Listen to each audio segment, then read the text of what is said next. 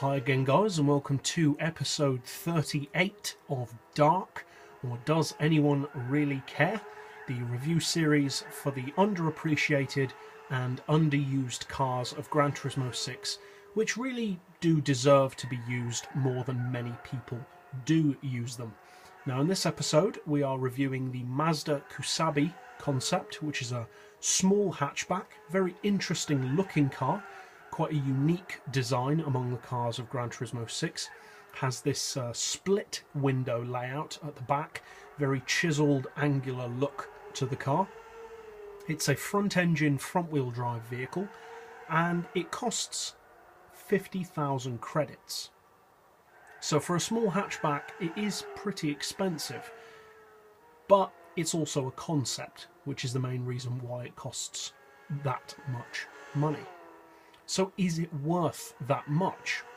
Is the car competitive against both other concepts and hatchbacks? Well, fully tuned, you're looking at 526 pp, which is reasonably high for a small hatchback, especially when you consider that the amount of power that it's putting out fully tuned is only 289 brake horsepower. So it's far from being among the most powerful hatchbacks in the game. Now for its size and for its weight, it is quite a powerful car. With the full weight loss package, it only weighs 791 kilos, so it's pretty lightweight and it is reasonably small. It's considerably lower in its roofline than many of the other hatchbacks, which does give it quite a good centre of gravity. That said, it does seem, on this track at least, to like lifting its wheels off of the ground. Now I do have the suspension and damper set up higher than it is at stock on this one, so that may have something to do with it, but even then most small hatchbacks don't have as much tendency to lift their wheels over chicanes than this car does. So that is something that you have to bear in mind when driving it, because otherwise you can flip the car over fairly easily, on this track anyway. So is its performance any good? Because we've said it doesn't have an amazing amount of power, but it is light and the PP is quite high. So does it perform as well as its PP would suggest? Well, the handling I would say is fairly unique on this car for a hatchback. Many of the hatchbacks have, or many of the front wheel drive hatchbacks have quite similar steering.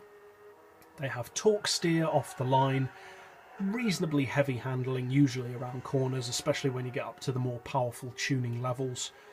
This car doesn't have that so much, to be honest. It handles more like an all-wheel drive car, and I would say an all-wheel drive car with a perfect 50-50 torque split, to be honest, because it does have understeer, but it doesn't feel like the kind of understeer that you'd usually get from a front-wheel drive car, because usually with a front-wheel drive car the back end feels quite light and the front end just feels like it's trying to go straight all the time and trying constantly to wheel spin. This car doesn't feel like that. It does have understeer, but it's in a much more predictable and usable way. The handling is actually quite good, I would say. The handling is definitely heavy for a small car. You don't need very much camber on this model, if any at all, which is pretty good because usually you do, especially if you plan on using it as a track car, but this car doesn't require much camber at all, or stiff suspension particularly. Now in terms of being a driver's car, it's a fairly easy car to drive, I would say. Not necessarily a car that I would recommend for an absolute beginner, because it is quite stiff on its steering and a brand new driver may get frustrated with it, but for those who have more experience with driving front wheel drive cars, I think you'll probably enjoy driving it. The brakes on it are pretty good.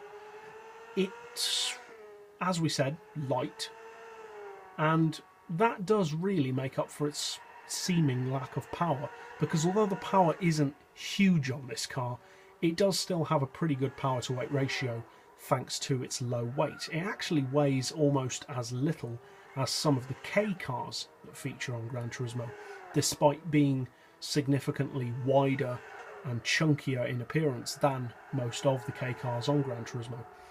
But overall, you don't see this car used that much. Now, in terms of its competitiveness, well, I don't know. because I haven't used this car in racing.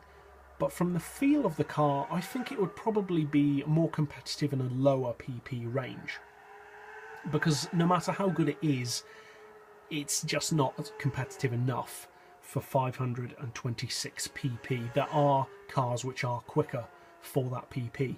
But for, say, 450 or 475, I think it would have a pretty good chance of winning races, because it is quite a nimble little car. And I think if you choose it on the right track, say for instance a city track, or a more tight technical track like Sierra perhaps, it could be potentially quite a competitive little car. Is it worth 50 grand? No, I don't think it is really. But if you're looking for something that's different, and this car definitely is different, then I would recommend it. So that's it for this review. I'll see you next time, and as always, thanks for watching.